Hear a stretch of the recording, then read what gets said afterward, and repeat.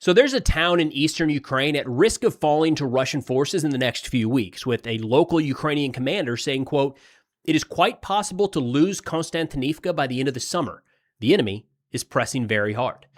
Now, what you're seeing played here is new footage released by Russia showing flag planting operations in and around the city of Kostyantynivka. This is a tactic used by both Russia and Ukraine throughout this conflict, where effectively the forwardmost soldier unfurls a flag to show a friendly drone as evidence of their forward advance. Now, this isn't always 100% accurate, and we have seen instances where a flag planting operation is just that. It's 1, 2, maybe 3 soldiers move forward, they show this flag, and they might be killed or captured, or at the very least, you can't take the evidence of one soldier as confirmation of control of that terrain. But in Kostyantynivka, it's not just the Russian footage, but confirmation from the Ukrainian side as well that there's active fighting inside the city, and it's at real risk of falling here in the next few weeks or months. Starting out with a Ukrainian source here, Hromadsk, a Ukrainian publication that I certainly just mispronounced. They say the main battle of the 2026 summer campaign is currently unfolding in Kostyantynivka. The coming weeks could be decisive for one of the key cities in Donetsk. The Russians have spread so far through the city that it may be impossible to drive them out. The Ukrainian armed forces risk losing Kostyantynivka. Now, to give you an idea of the area that we're looking at, we're using Suryak map today. We generally go back and forth on this channel between Suryak, what we have up here, and Deep State map. I'll have both sources in the description below. Suryak, in my opinion, lines up more with Russian claims, more accurately tracks the Russian Ministry of Defense claims of progress, whereas Deep State map tends to add more skepticism to those and follows more the Ukrainian Ministry of Defense updates. So today, when looking at a lot of Russian sources about what happened here, Suryak is actually going to be easier to track the day-by-day progress. Now, looking at Kostyantynivka here in the east, this is the Donetsk region, and you'll see a couple key cities that have regularly come up in conversation, Sloviansk and Kramatorsk. This is a fortress belt that Russia is going to have to try to push through if they want to take all of Donetsk. That's going to be a bloodbath, already is in a lot of ways. South of Kramatorsk, so if we zoom in here, move south of Kramatorsk, follow this main road down, it eventually ends at Kostyantynivka. This is an area, it's not a surprise that Russia is advancing there. We've seen them starting to push on the north and the south of town for quite a while, and you can see good portions of it starting to become enveloped. So this was not an overnight thing. It has been a months-long battle. We actually have some details today, not just from Ukrainian commanders, but the Russian commander of the southern group of forces as well. Sticking with the Ukrainian publication here, they quote Sergei, the commander of the Unmanned Systems Battalion of the 28th Separate Mechanized Brigade, who said, quote, "The enemy under the cover of green spaces, or new foliage, is beginning to infiltrate directly into the city. His groups that have infiltrated the city are already quite numerous, and our infantry is waging urban battles on the flanks of Kostyantynivka itself." A battalion commander named Yuri said Kostyantynivka is semi-encircled. Because of this, logistics are in a very tense state. The evacuation, supply, and introduction of our infantry into Kostyantynivka are very complicated. And no doubt, I mean, we've seen this in multiple occasions before where, I mean, I think it goes back to Bakhmut, especially where Russia tried just to charge straight through, and that became very, very deadly. And then eventually they started pushing around the outskirts and kind of cutting off the supply lines and then effectively laying siege to the town. That's largely what we're seeing play out here as well. They quoted 3 commanders that said more than 100 Russian soldiers have already entered Kostyantynivka. They say one of them believes the number is closer to 250, but it is very difficult to count these individual Russian soldiers. And what they're talking about are these infiltration tactics that Russia has been using now for over a year. The best quote from Uno over in the Azov International Battalion, talking about this, talked about how it's an incredibly effective tactic and very hard to stop if you don't care about losses. And I think that sums it up really well. So mechanized assaults have long stopped being a thing. There's too many drones overhead. Anything, even heavily armored, gets spotted and destroyed a long ways away from the front. We started seeing Russia move more towards motorized assaults with buggies, with ATVs, pickup trucks, even motorcycles.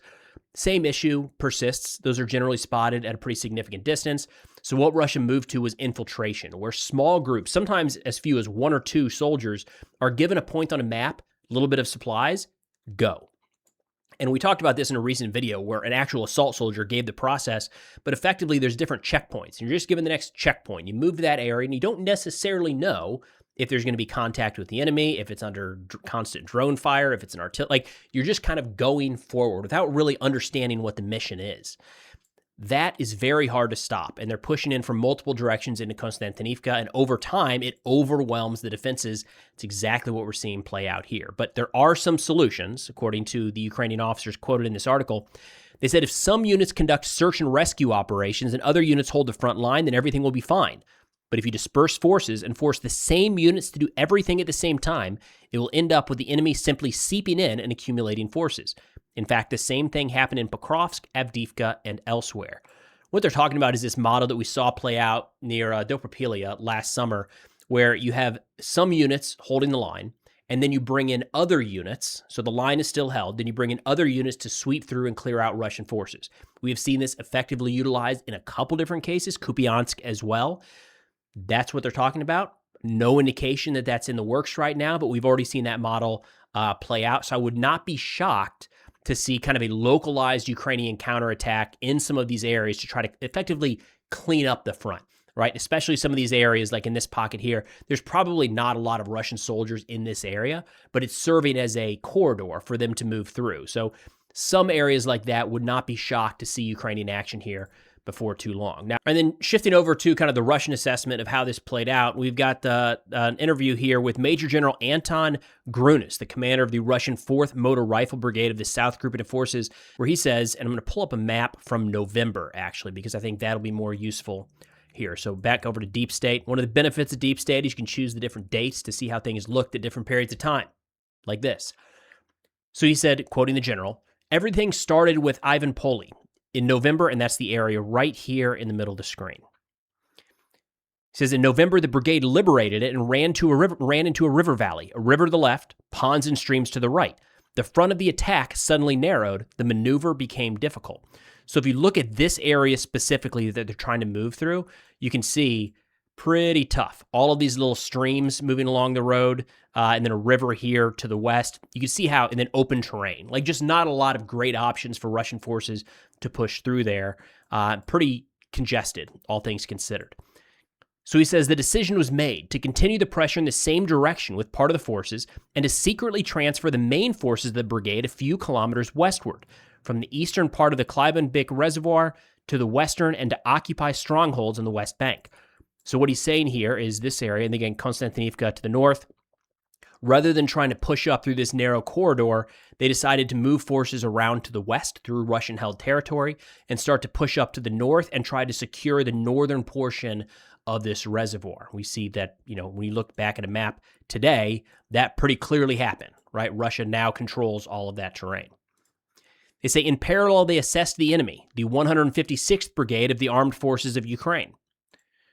Turned out to be the weakest link in the defense. And this isn't just Russian forces saying that. There's actually been some Ukrainian support to that, kind of talking about how the 156th was not able to hold the line like they thought. Going back to the Ukrainian publication Hromsky, they said, quote, another reason for the critical situation in the city, the old brigades called the weak flank of the newly formed 156th Mechanized Brigade, which turned out to be unprepared for such battles.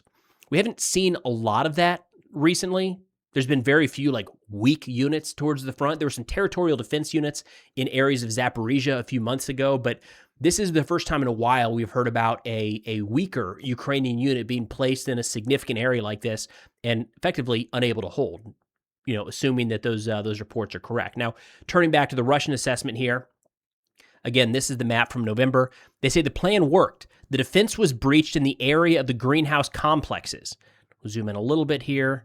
They're talking about coming up here through the west and then right through this corridor here. They say they seized the bend of the river, struck at the narrowest point of the city, and immediately entered the high-rise buildings. After this, the brigade spread out in all directions on the left bank part of the city. We cut the city like a pie, says the brigade commander. And according to Alexander Kotz, the result is already visible not only on the map, but the cauldron is tightening. So again, going back to the current look at this map, down here in the south, Russian forces having a bit of an issue, moving through this congested area to the right of the reservoir, to the east, moved around to the south, push north, push through this area here. Get that off screen. Push through this area here into the western portion of the city and started to spread out. Again, you'll see the northern portion on the other side of the river here still actually serving as a bit of a defensive barrier. And looks like Russia is having a bit of a challenge getting forces across that water feature. So we might be expecting more of an attack from the east and from the south. Russian media Rybar, a little not quite as optimistic about the direction things are going, says, quote, expecting the garrison to fall immediately in the coming weeks would be premature. The most difficult to assault remains the northeastern part of Kostyantynivka.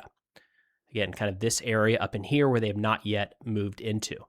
They say, although the armed forces of Ukraine's position in the city deteriorates with each passing day, thanks to the heights to the east, they will still be able to pin down the attacking Russian units in combat for some time. Now, the reason that this one is important, and this is the same as we've seen for a lot of cities throughout Ukraine, a lot of cities and a lot of towns, over time it loses its strategic importance, if it even had strategic importance, maybe operational significance. We'll go back to Pokrovsk, actually, for a quick kind of refresher on what this looks like. So Pokrovsk at one point, right here, the main reason Ukraine needed to hold this area is it was being used to resupply a good portion of Donetsk. That road was taken long before Pokrovsk fell. So Pokrovsk lost its significance when it could no longer serve as a logistical hub to the east, right?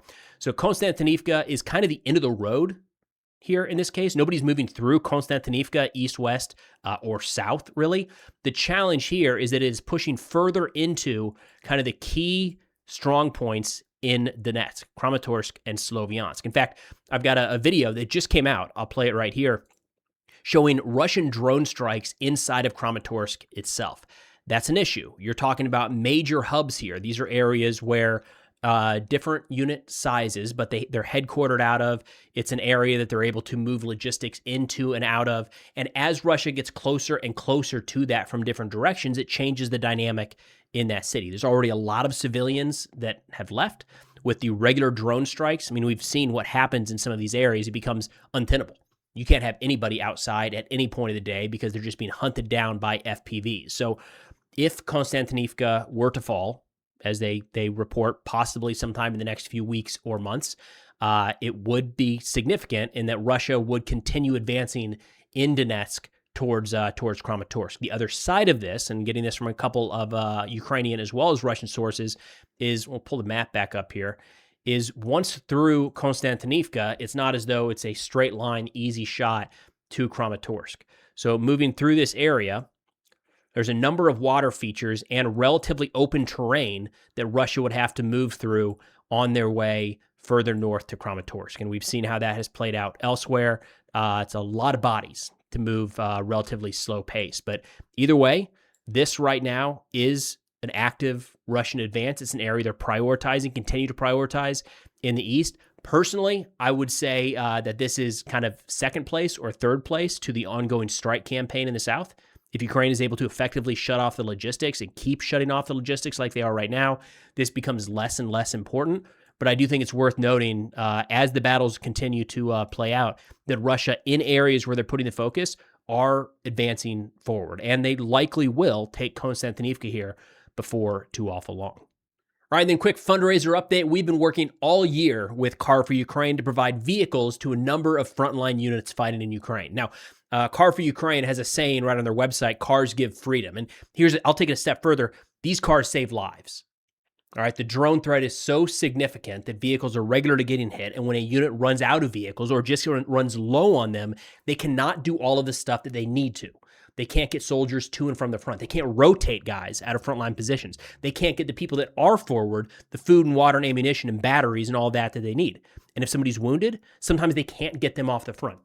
If somebody has a serious, say, lower body wound, you know how hard it is to move them 10, 15, 20 kilometers under Russian drone threat to an evacuation point to get treated to save their life?